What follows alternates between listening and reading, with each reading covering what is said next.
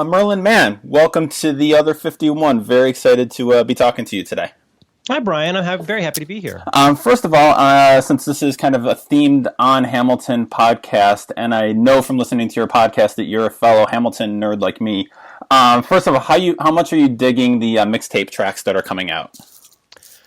I'm really liking it. I'm liking it a lot. I really like Satisfied. Mm-hmm. I really like My Shot. I appreciate the Kelly Clarkson cover, but that's what's that? She does Quiet Uptown, right? Yeah. Well, that song is the version it's my favorite performance by that particular performer in the whole show, and it's such a killer song in the regular cast recording. So yeah, I know I like it all a lot. I'm glad to hear it all. It's nice to hear Busta Rhymes. Yeah, always nice to hear him. With the Kelly Clarkson version, I was thinking about when I was listening to it, and it's nothing to take away from her performance or the song, but for me at least, what makes the song and the show so powerful is that it's a very quiet and a restrained performance. Like that's where I think the power comes from, kind of like the restraint shown in the vocal. And the remix by Kelly Clarkson, it's very big vocal as she sings. She sings it beautifully. But for me anyway, the power of that song is just in the original is the kind of hushed tones it's sung in. Yeah. Also, the two. Well, I mean, it comes at a very emotional point in the show, and I think two things. I agree with you. I mean, it's a great performance. Just that part of what makes that song so powerful, as you say, is it's quiet, but also that it has at least three very important, distinctive voices in it. Right. You've got Alexander, you've got Eliza, and then you've got the chorus. I'm just in the kind of classic play sense.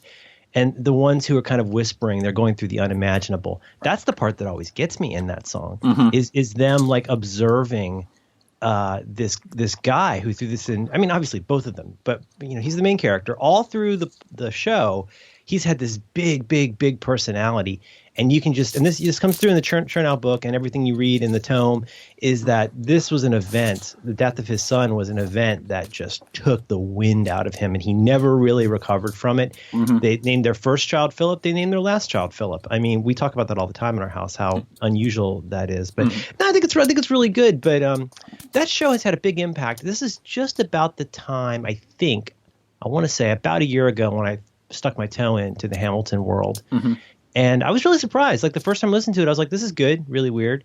And then like by the third or fourth time, by Christmas time, man, we were just listening to it constantly. And here's the last thing about this that's kind of funny is that we would kind of listen to it in what I want to describe almost as concentric circles, where we bump, bump, bump, bump, bump, bump. We'd listen to the first song for a long time. We'd listen to the first three songs for a long time because My Shot is so great. To honest, real talk, it took me maybe 6 months to listen to all of Act 1 before I moved on to Act 2. Really? Yeah. I mean, I kind of had it on in the background, but I didn't really digest what a different thing Act 2 was for months. And they're such really different shows in some ways. Yeah, it's funny. It's just about a year ago that we discovered it too. My wife is a huge Broadway person, and she had gotten it for a road trip. She was driving from Rochester, where we live, down to the city, and finally bought it and was going to listen to it. She got a half hour down the road and said, "I'm in on Hamilton. You're going to be in. You're going to listen to this when I get home." And swear to you, she got home from her trip. Hadn't seen her in 3 days. She sat me down in a chair with her phone and said, "You're not moving until you listen to the first 6-7 songs of this." And I tried to get up to help her. I'm like, "No, you have to listen to it." And like we got our kid into it, and it is amazing to me how much that show really keeps giving. Like, listen, it's tremendous. It's tremendous. I feel like I mean, I don't have it in front of me right now, but just from memory, I feel like the way I've suggested, if you're not, and believe me, I understand like people who are overwhelmed by the hype on this. There's no way it could live up to the hype at this point. But if you really hate My Shot after listening to it four or five times, this may not be the show for you. But I feel like listening to it through Satisfied in particular, and listening to it through Satisfied a few times, you get a real flavor for the musical development, the character development. And also, to your point, it's been a jumping off point, at least two different ways for my family. Increasingly I try not to speak for my daughter because she's 9 and she can speak for herself. But I feel confident saying it's been an interesting jumping off point in 2 ways for her. The one smaller way is it's made her more interested in different musical things. I've always liked. I don't want to say I like all musicals. It's like poetry. I can't say I like it all. Mm. But, you know, I've really enjoyed a lot of the classic era of vocalists and Broadway. But, like, you know, it was kind of our way into Les Mis. Nice. There's a whole bunch of hip hop. I kind of stopped paying attention to hip hop right around the time it got really good again. Like everything after Wu-Tang, I'm kind of zoned out on. Mm-hmm. But it got me into like going and discovering Shook Ones. It got me going in and discovering Countdown by Beyonce, the song that Satisfied is a little bit kind of heavily. I think so, yeah. But like now we sit around listening to Les Mis, and she can sing tons of that. The other big part, the much bigger part, we talk about this story a lot. All of the elements of this story. So many interesting conversations. Like Jefferson wrote most of the Declaration of Independence, but he had slaves, and all these are people of color playing these white guys, mm-hmm. and you know all the way down to now she's reading a really good. I don't want to call it a kid's book, but it's a kid's book. It's a really good, if you're not going to sit down with the whole Chernow book, there's a book, I think it's called The Outsider. It's a really good kid's biography of Hamilton that she's reading right now. I mean, she's 20 pages into it right now. But yeah, I said on another program recently, it reminds me, it's almost like our generation's Harry Potter, mm-hmm. where, you know, in a different way, where there's so many kids that got into first reading and then got into fantasy, sci-fi, whatever, because of Harry Potter. And I feel like this is making a lot of kids interested in history in a way that even something like 1776 didn't, or, you know, mm-hmm. maybe Roots at its time. But yeah, I think it's been so positive and so joyful, and every bit of little culture that's come out of this. We own any book related to this. We've got the tome, mm-hmm. we've got the music, like how the chords for the songs. And we've watched the 60 Minutes thing numerous times. We've watched the Grammy performances many times. And the thing, well, I shouldn't say it, but there's a thing that cannot be said in the Hamilton community. What's that? Well, theoretically, sometimes there are things in the universe that exist on the back of certain trucks. Oh, I am familiar. I am intimately familiar with the potential existence of such things. Yeah, we don't. It's not discussed. Mm-mm. But that, if it existed, would be something that has aroused interest also. Yes, and it's really cool. Don't ask me for it. Don't ask me either. Anybody who's listening to this, I feel so bad. I feel so bad. But the thing is, let's just put it this way: having listened to that a bunch, listen to the. What do they call it? The original cast recording. Don't call it a soundtrack. Right. That's kind of a bit on the Incomparable now. But even just getting to see Yorktown on the Grammys, or getting to see the performances on that PBS special. Yes. There's so much you cannot get about why this is not just great musically. It is such a cohesive show. Mm-hmm. The lighting is incredible. The performances are hilarious. Like Lafayette is really funny. Mm-hmm. And like King George is Jonathan Groff's performance is so funny. And you kind of get that. You get that, like, he's coming out and, like, he's kind of doing a British invasion song, like, in the midst of this Broadway show. Anyway, right. It's been a really nice thing. It's brightened a lot of the last year for us. Absolutely, and it's very fun for us as my daughter. She just turned 6, and she is all into she's a theater kid total. She does theater in our hometown, and she's doing actually her 5th or 6th shows this week. You're kidding me. No, what kind of shows? What's she been in? They do, let's see, she's in Cinderella, and she's one of the Wicked Stepsisters. And she's done Jungle Book. What else has she done? Winnie the Pooh, Seussical, Willy Wonka. A lot of like the Broadway Disney type shows, and they adapt them for kids, so they're like an hour 10 minutes long. And so she's all in. She loves doing it. It's what she wants to be when she grows up. But you know, So cool. and having something like Hamilton in our lives is like, you know, not just this big thing, you know, this big positive thing for all the reasons you said, but like we can watch the PBS thing and like that's behind the scenes. That's their dressing room. That's how they get ready for the show, and kind of really tie that all together to her. For her is really awesome. And plus, hearing a 5-year-old say, "And I'm the damn fool that shot him," art. Oh God, always art. We were just listening yesterday, and how can I say this? There's a wonderful triplet, I think performed by Hercules Mulligan, that uses a long curse that includes MF, and she loves, because it's the delivery of it is so good. She kept rewinding. Yes, we don't. That's one part that my daughter doesn't know. She does not know what happens when you knock Hercules Mulligan down. She will soon enough, but she doesn't know that yet. How do you manage that? Is there a clean version? No, we usually either just do a quick fast forward or skip ahead. So, and some of the marquee songs have a curse in them, which is kind of a bummer. Or like she has a really good friend, her best friend since basically some friends of ours had a kid almost like within a week of us, week or 2 weeks, and that friend is very into musicals. She's very into, through her mom, she's gotten very into Sound of Music and Fiddler on the Roof and all of that. But she's banned from listening to Hamilton. But I'll tell you a secret. Don't listen to this, Mina. When she was over at the house, she got to listen to a little bit of Hamilton. Oh, nice. Yeah. That's a sleepover. You sneak that in. You get to play with the Amazon Echo, and you get to listen to a little Hamilton. Oh yeah. So real last Hamilton question, because we could talk forever on Hamilton and never get to anything else. I got nowhere to be. I'm here for as long as you want. Fantastic. So what's your favorite song on the album right now? Right now, there's a horrible thing. You know that German phrase, earworm. You know, you get an earworm. You get a song that you can't get out of your head, which can be very unpleasant. I don't want to say wake up with, but like as I am still asleep and waking up, every day I have some passage from a Hamilton song going through my head until I feel like a freaking crazy person. And like this morning, it's I'm the oldest and the wittiest, and the gossip in New York City is insidious. That it just keeps pounding against my skull over and over again.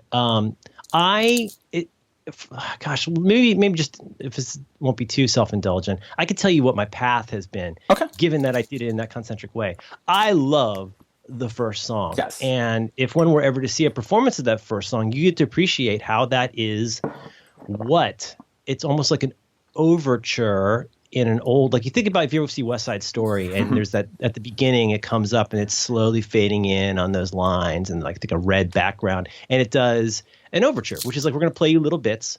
It's not a musical overture in Hamilton, but it is a thematic overture.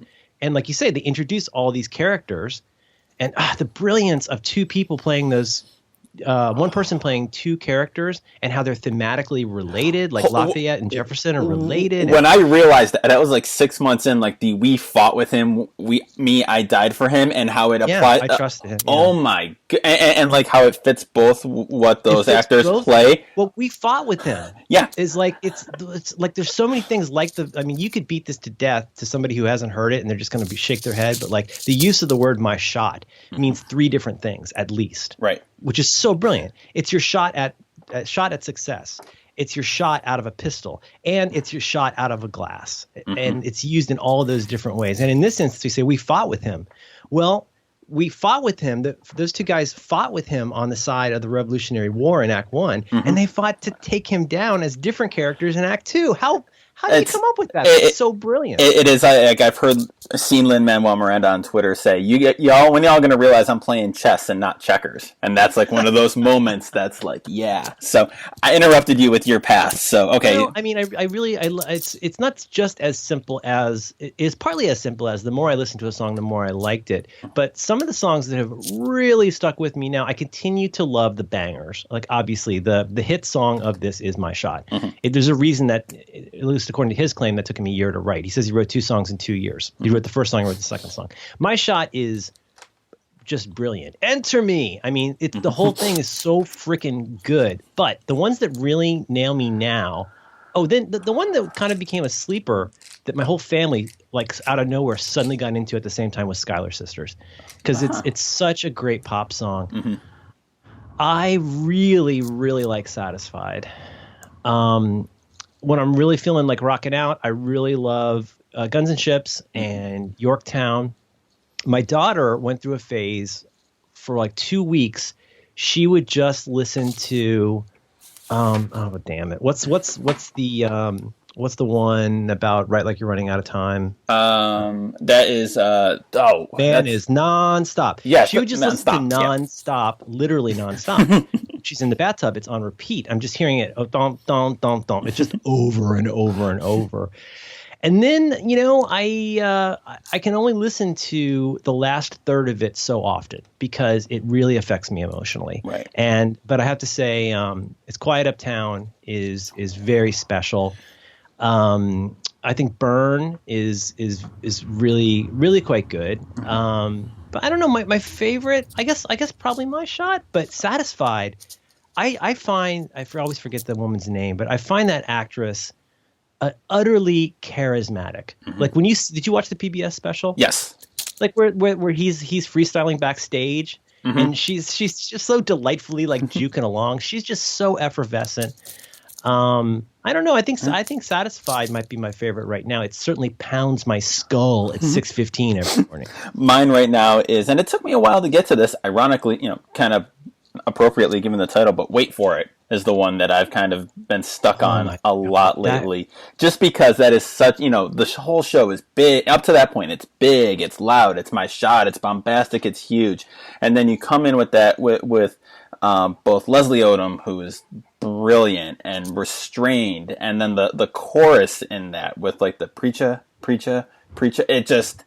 It took a while for that one, because I think you're right. The big songs hit you at first, but then Wait For It. I'll listen to that 3 or 4 times on repeat in the car. And it's a couple things. It so well highlights one of the big themes of this, mm-hmm. which is that Hamilton is this brash character who, from like the second song, is saying, I think this is actually misattributed to Hamilton, but Hamilton's most famous quote, which I think he didn't actually say, was, "If you stand for nothing, you'll fall for anything." Right. And which is paraphrased in him talking to Burr. And that's the beginning of this huge opposition that leads to the duel eventually. Is Hamilton has a strong feeling on everything. And mm-hmm. Burr is politic. Burr wants to be able to move the goalposts whenever he needs to, for political reasons. It's not that he's a bad person, but he is a politician in a lot of ways. Mm-hmm. And in that song, he's like the Frank Grimes in that one. I mean, I don't know if you know The Simpsons, but he always reminds me of Frank Grimes.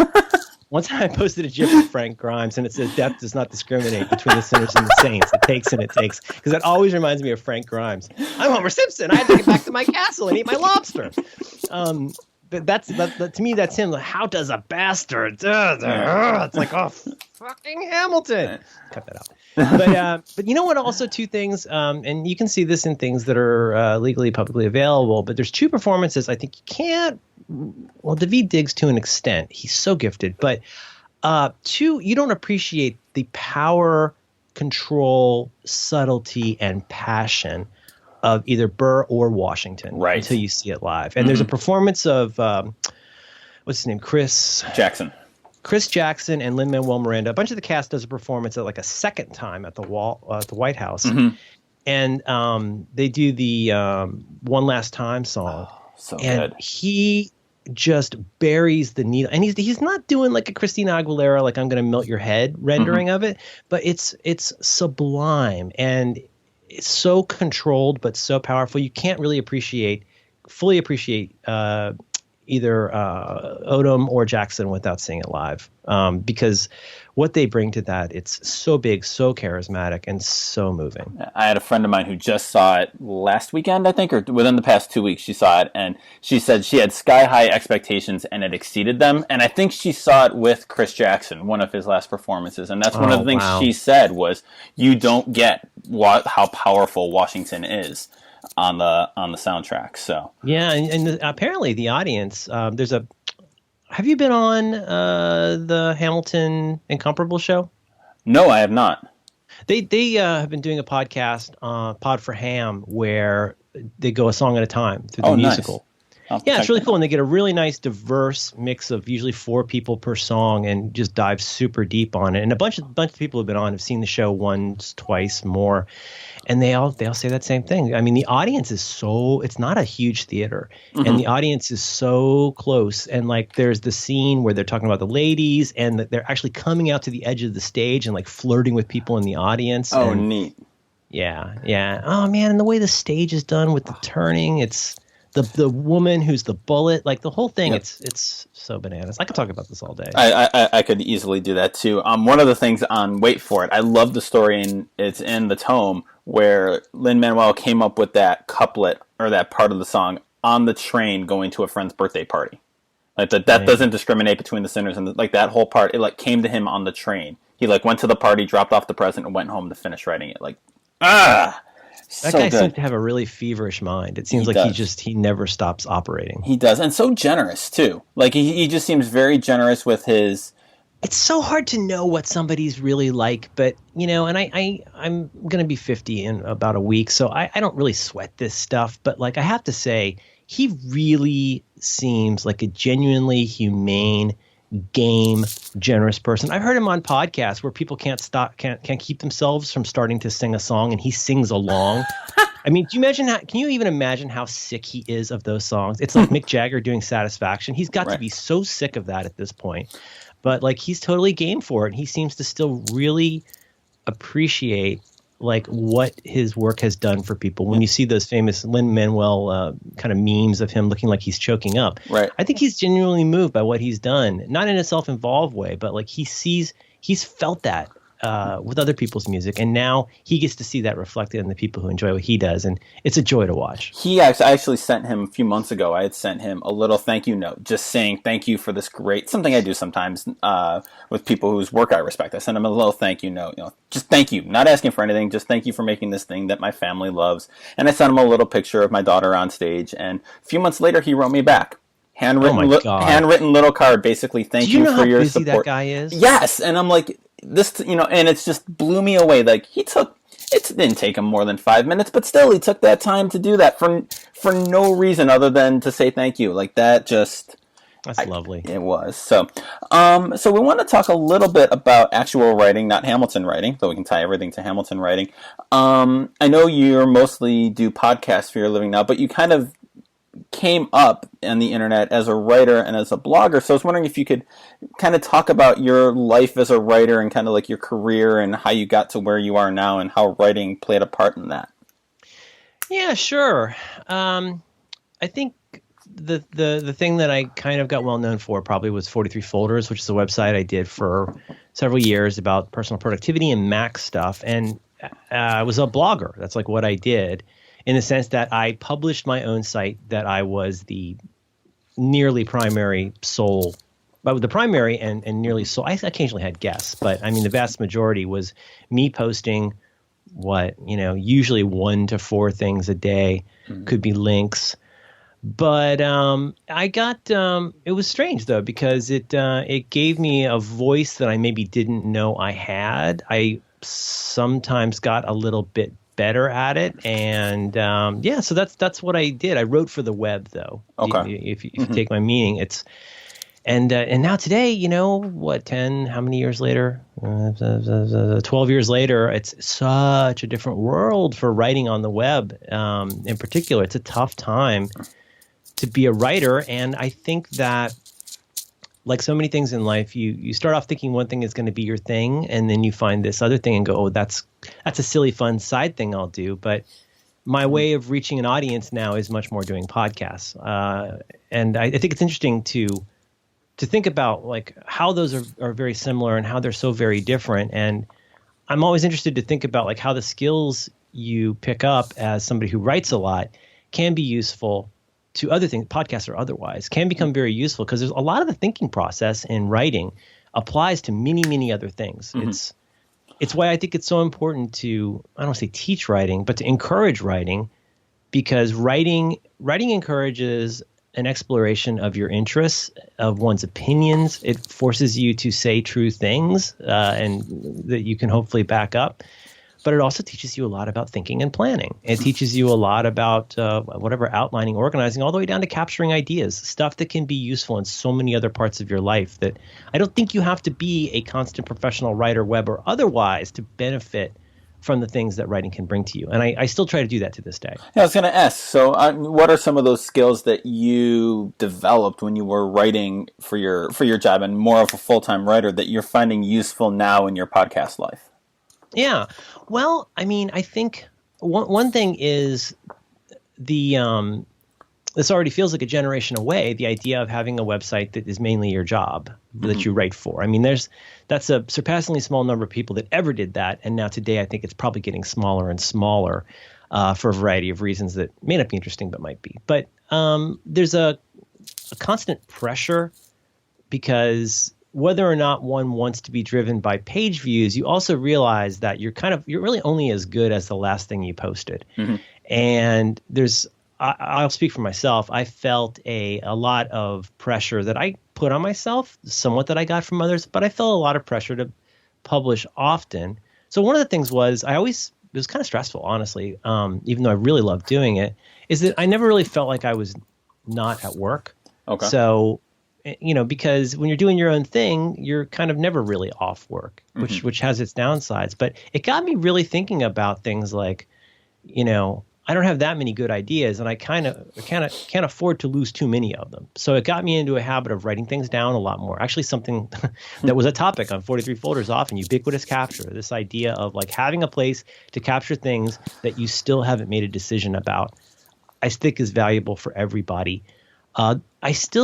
I'm reluctant to call this writing, but there's still a large writing component to what I do, whether that's thinking about whether that's, getting in a Google Doc with John Siracusa planning out topics, whether that is massaging ad copy, whether that's writing show notes. You would not even believe how long it takes me to write 1,000 words of show notes for one of my shows. Really?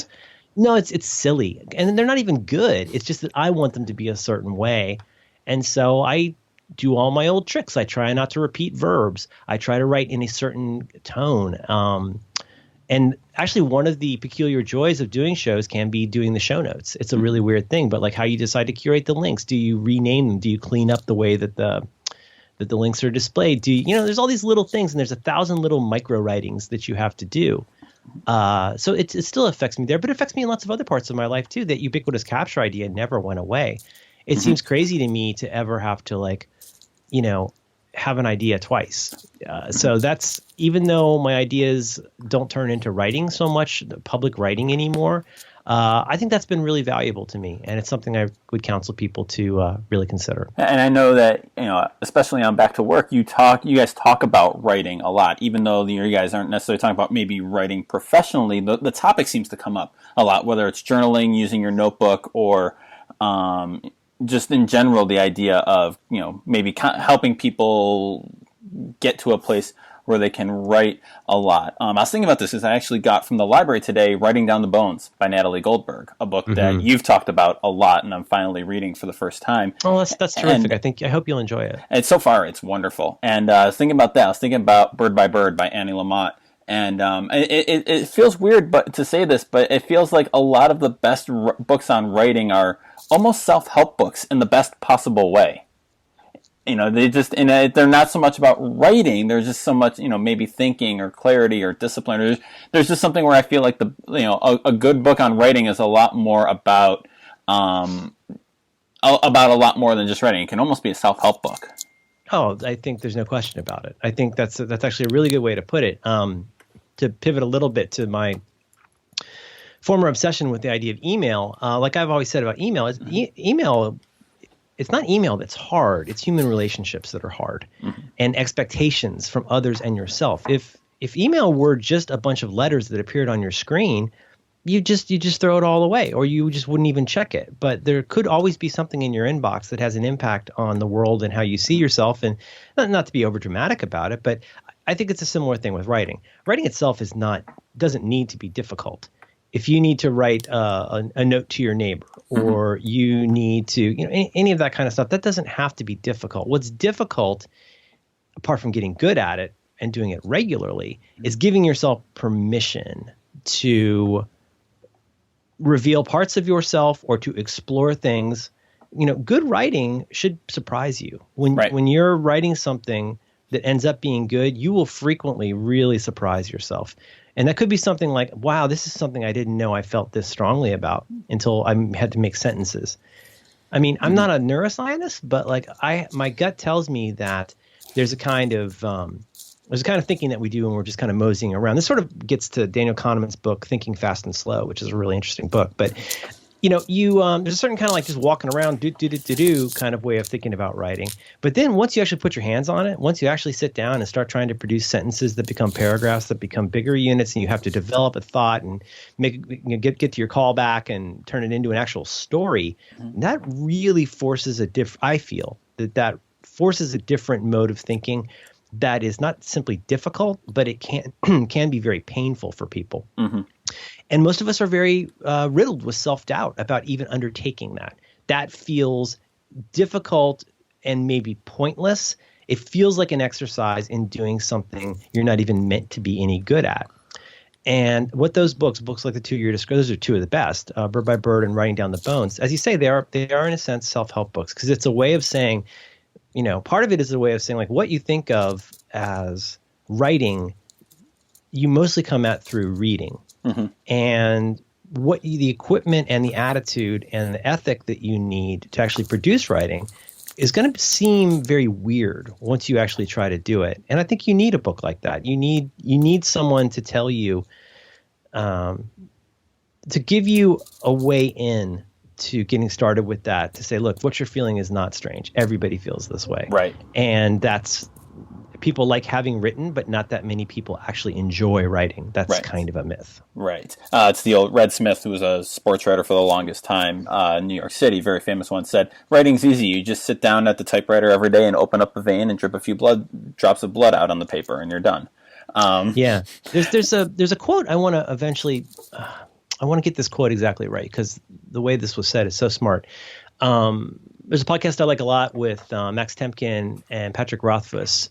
Just kind of do two guys talking podcast called Unintended Consequences. But Patrick Rothfuss is a novelist. He wrote Name of the Wind, and he's been a teacher, and he thinks a lot about these processes in a very practical way. Mm-hmm.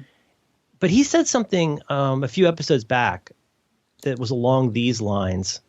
And I'm paraphrasing, but he said something along the lines of like, one way he started getting better in life was to stop comparing his backstage to other people's on stage. Oh, that's good. And I almost always tell this in a way that doesn't really get at why that's so powerful. But I think that's what a lot of us do. Mm-hmm. We take all of our random, stupid, self-defeating ruminations on life and then hold that up against somebody's 17-minute TED Talk and go like, wow, they really arrived. Mm-hmm. It's like, well, yeah, but you're seeing the finished product there. You're not really seeing, and setting aside the fact they're probably not going to tell you about their own self-doubt unless that's part of the TED Talk, those books, I think, help you to understand that most of the work is going to be about backstage, mm-hmm. and that if you don't hold yourself up against these other people, do your thing and, mm-hmm. and be okay with how weird and chaotic that can be. And if you do it often enough, you will find a way through. Right. And I know that back when Back to Work kind of started, you were in the middle of trying to write a book.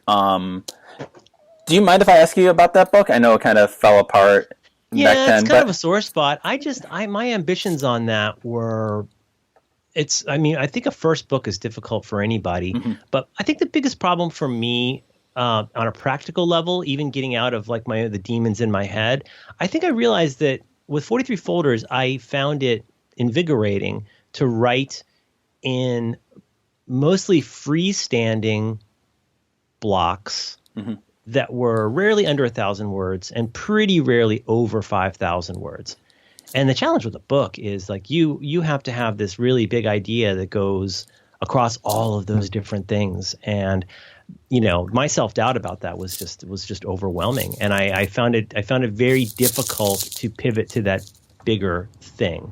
Mm-hmm. Right. And so, yeah, that was really difficult. The other thing is like, just today it is so difficult and seemingly frustrating to me. I just don't want to write for the web right now. I don't want to sound like an old man, but like setting aside the fact that it's become kind of financially challenging to write for the web, like what people want from the web has really evolved.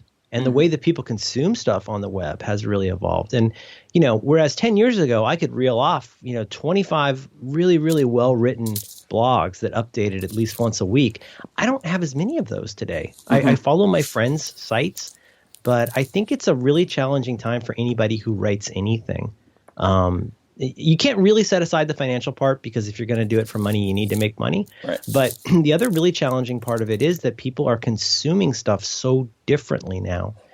And I read a lot, but I read lots of little chunks of stuff a lot. I don't even have the attention span that I had 10 years ago. It's bananas. Yeah, and it's funny because I was just talking to one of my classes about Google Analytics and metrics this week, and deciphering what it all means. And I tried to tell them, and this is, the back to work listener and me telling them lessons I've been hearing you and Dan talk about for 8 years or whatever is, focus on making good stuff before you worry about any kind of metric number, because, I've tried it on my own site. You try to chase numbers, you try to chase a metric, just try to make a little extra money, and it drives you mad, and it's a crapshoot, and I didn't find myself doing really good work. I found myself kind of, to use your word from your great essay, cranking, just kind of putting stuff out there to try to, capture something or try to get some posts or links or whatever. And it wasn't satisfying to me. And so I'd rather, it's such a multivariate problem.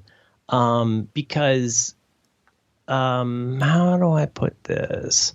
I think about this talk that John Gruber and I did at South by Southwest. It seems like a million years ago. It was probably maybe 2009. I think it was 2009. Yeah. But I like that talk a lot. But it already seems so antiquated. Basically blogging was already almost dead, and we just kind of didn't know it in some ways. But we were just talking about it was sort of a backlash against the then somewhat new phenomenon of listicles, which has always driven me bananas. The listicles and the turns outs and this will surprise you, and you have to be a 90s kid to understand that.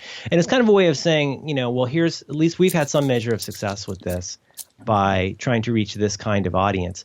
But I think that's still useful as a pep talk, but I'm not sure how practical it is today. Yeah. Gruber's Gruber. How many Grubers are there out there? And by that, I just mean how many people who are the single writer for a property, how many people like that do you follow about how many topics? Right. And there's really not that many. And that's changes in demand. In that case, it's also changes in the way that people don't self-identify as Apple people as much as they used to. But, there's a certain kind of I'm trying to avoid saying identity politics.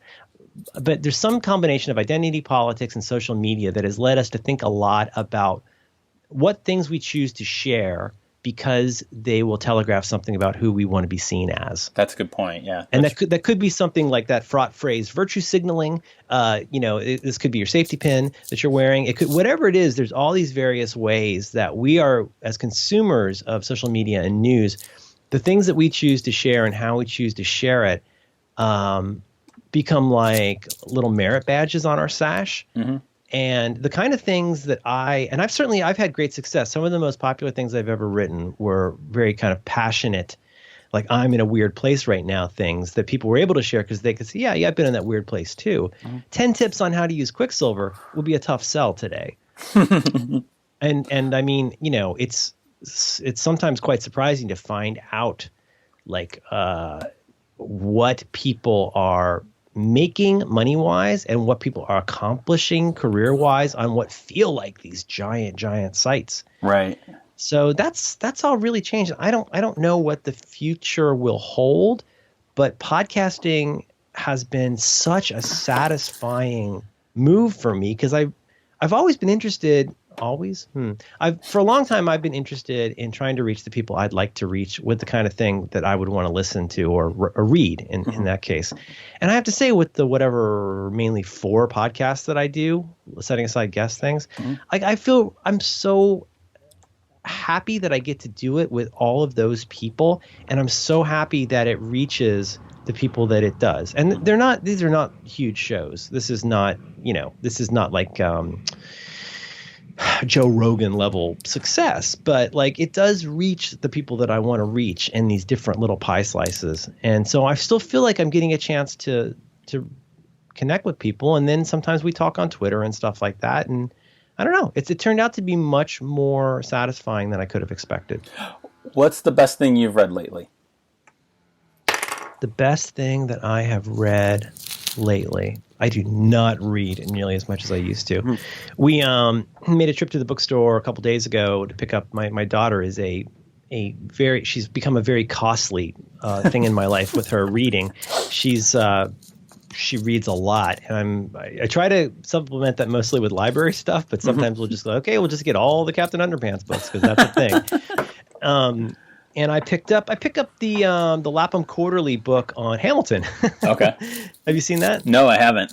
You might see it on newsstands. It's okay. The guy who used to be at Harper's does a thing called Lapham's Quarterly, and it's a whole kind of perfect bound, bigger than a magazine, smaller than a book of stuff related to Hamilton. Kind of like, well, this has been a sensation. Now let's talk about like what really happened. Okay. A whole bunch of different people contributing. I like that a lot.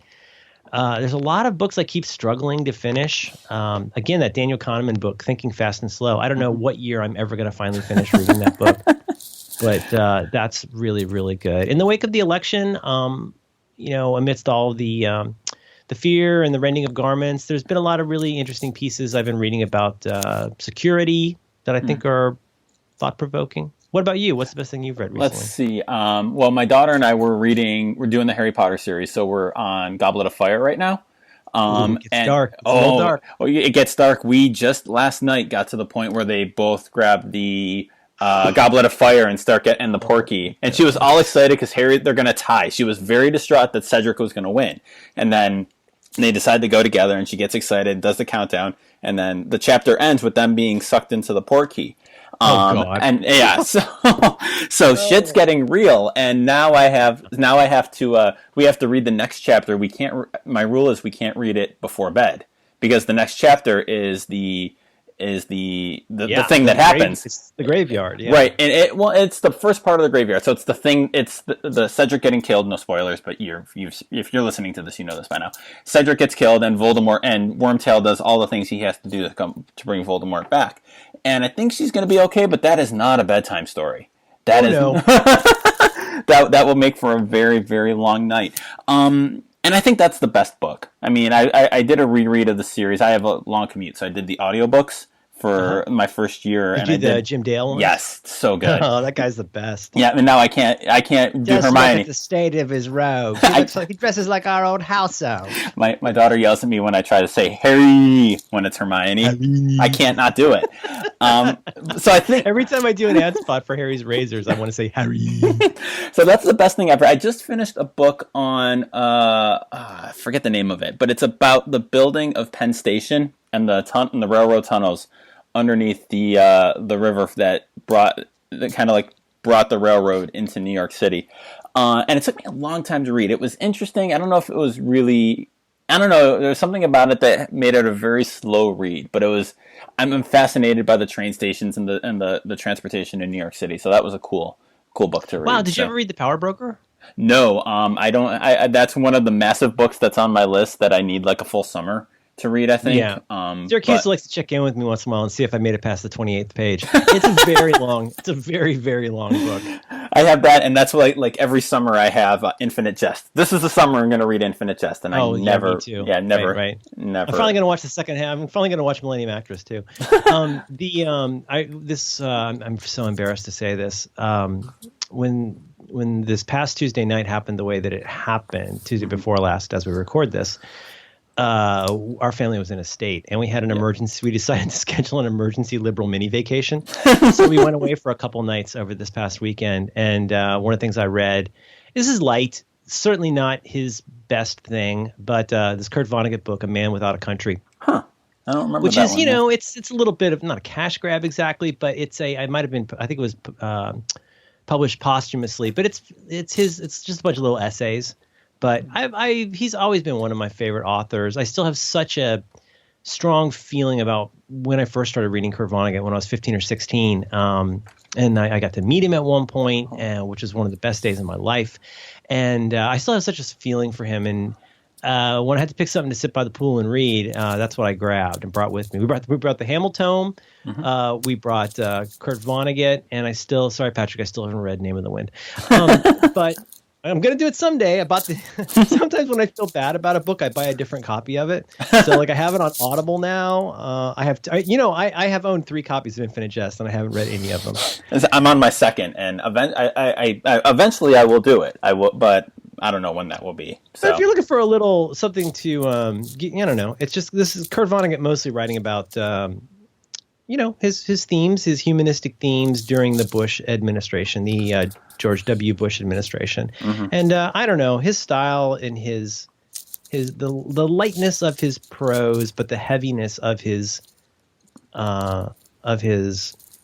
personality. I mean, he's a pretty almost not morose guy, but like I think he's definitely had depression in the past, but he's just such a classic American Mark Twain kind of character where he thinks a lot about the country. And so, yeah, Man Without a Country, that's a good light read. Yeah, and I've been coming back to it, sitting on my desk right next to me, the My Life as a Weapon, the first Hawkeye from the Fraction Naha run. That's and so good. So good. That one of the many things Back to Work brought into my life was getting back into comics, and that whole run was just special to me. Special's the right word for it. Yeah, I totally agree. So, Merlin Mann, thank you for joining me. This has been outstanding. Oh, thank you, Brian. Have me back anytime. I really appreciate you taking the time. Thank you. And don't throw away your shot.